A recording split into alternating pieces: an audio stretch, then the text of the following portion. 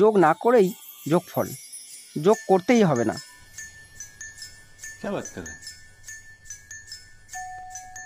সাধারণভাবে যোগ না করে 9 দেখতে পেলেই কেটে দাও। 9 কেটে দিলাম। 1 আর 5 6, 6 3 9, কেটে দাও। 2 5 7, 7 2 9, তাহলে 9 কেটে দাও। পড়ে আছে কি 3। তাহলে ডিজিট সাম, ডিজিটগুলো যোগ করে কত পেলাম 3। এই যে 4টে অপশান দেওয়া আছে, আমরা দেখব ডিজিট সাম করে 3 কোনটাতে আসছে। দেখো 9 কেটে দাও।